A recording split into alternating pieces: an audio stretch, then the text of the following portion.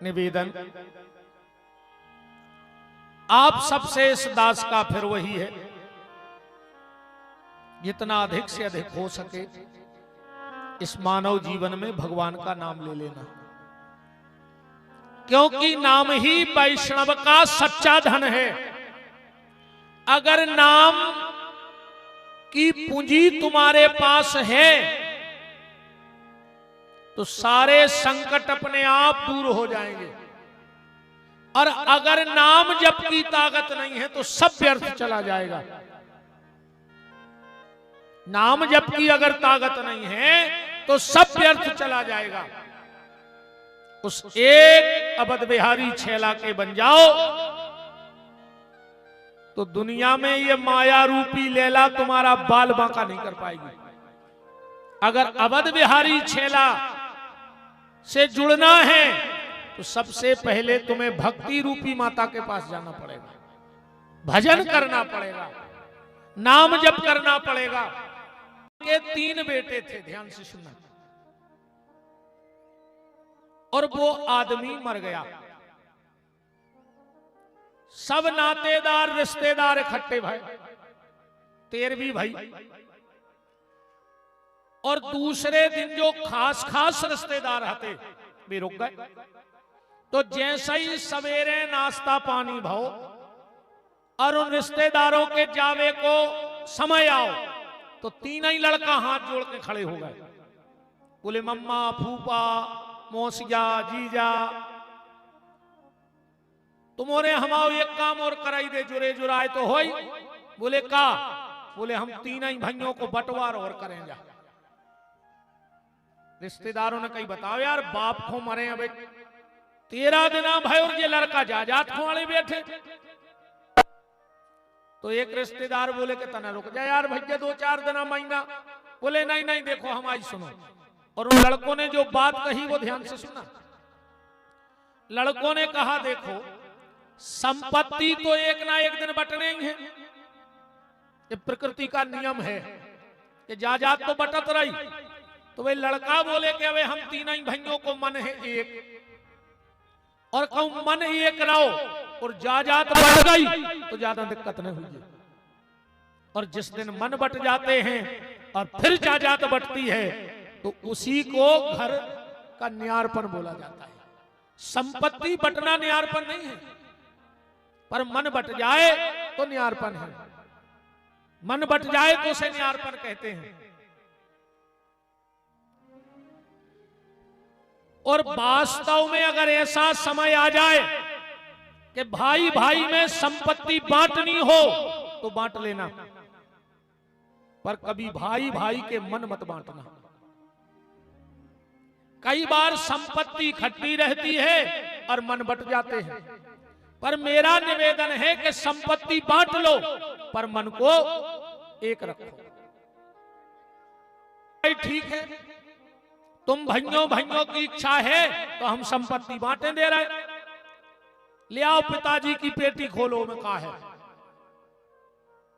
और जब पिताजी की पेटी खोली तो मैं बसी हाथ पहले से धरी थी। सबने कही पढ़ो में कहा लिखो। अब जितने भी पंचायत बारे बैठे हो ध्यान से सुनिए, तुम्हारी से करवा है भाई हम पंचायत। हाँ, अब पूरे बुद्धिजीवी जितने हो तुम्हारी करने कथा को फैसला। बसी हथ निकाली और बसी हथ में लिखा था कि मेरी संपत्ति का आधा हिस्सा मेरे बड़े बेटे को दे दिया जाए, संपत्ति का चौथा हिस्सा मेरे मझले बेटे को दे दिया जाए, और संपत्ति का 5वां हिस्सा मेरे छोटे बेटे को दे दिया जाए। अब रिश्तेदार बोले जब बाप सब लिख गाओ अब का दिक्कत, तुम्हारे बांट ले। बोले पहले जायदाद तो देख ले। बोले बताओ कहा है। वो आदमी संपत्ति के नाम पे 19 ऊंट छोड़ गया। तो कितने? 19। अब रिश्तेदार बोले कि तुम बांट ले। बोले नहीं नहीं नहीं, अगर तुम्हारे पंच हो तो ये में जो लिखो है उसे ही बांटो। अब बताओ 19 की आधे तो 9.5 होंगे। अब आधो ऊंट काट के तो देने दे। अब पे अड़े बैठे कि तुम तो जो ये में लिखो है वो ही करो। अब जितने भी और दिमागदार हते, को उनके हमारे मम्मा बहुत दिमागदार, उन कही हमारे बहन वही फलाने गांव में, सो जितने लाल बुजक्कड़ हते वे सब आ गए, पर को की बुद्धि ने चले। वे तीन ही लड़का अड़े बैठे कि जो ये में लिखो है वो ही करियो। तेरे को दिमाग ने चले भी तू ये पे बैठे के आधे करो। 10-50 गांव के आदमी बैठे, उताई उनाई सूट बंधे, वही समय उते से एक ऊंट बारो निकलो, उन्हें देखो कि यार उनाई सूट बंधे हैं, हमाओ भी तई बांधना है। सबसे जाके उन्हें राम राम करी, काहे भैया क्या बात है? अरे यार बोले पंच आठ फंस गई, अजय सूरज नहीं रही।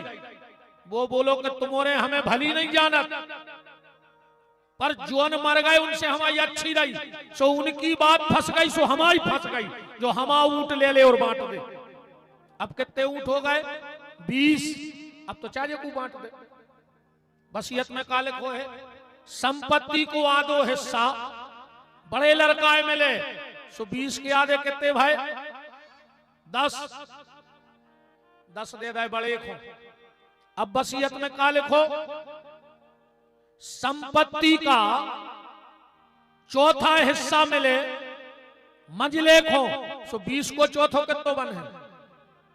5, 5 को 20, सो 5 दे दे मंझले को। अब वो में का लिखो है? संपत्ति को 5वां हिस्सा मिले हल्के को, सो 20 को 5वां हिस्सा कितने होंगे? 4, 4 5 20।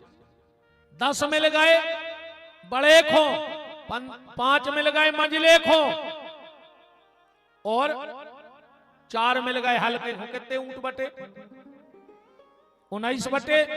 वो बोलो कि हम ऊंट दे दे 10, हम घरे जाएं। अब बात को एक अपने ऊपर धारियो,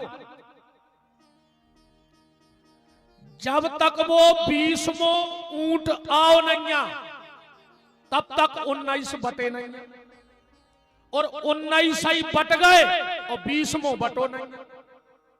वो के बिना बटे नहीं और वो बटो नहीं। इस शरीर में भी 19 ऊंट हैं, ध्यान से सुनिए।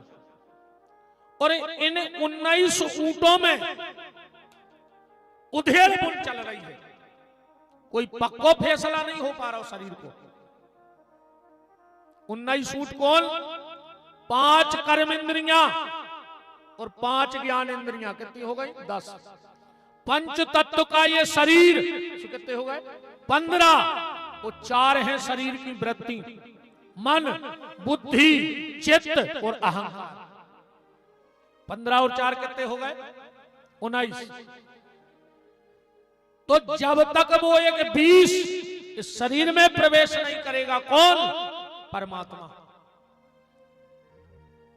जब तक उस परमात्मा की शरण में नहीं जाओगे तब तक इस शरीर की 5-8 सूरज बेबारी नहीं है। तो निवेदन मेरा आप सबसे ये है कि उस एक परमात्मा का भजन करो। अन्य मानो तो ऐसो समझ ले, एक पत्नी ने अपने पति से कही कि तुम बाजारे नहीं जा, हम ऐसे सब खरीदवात हो, तुम दिन भर घरे धरे रे। पति बोलो कि सुनो, हम काम चोर नोइया हैं,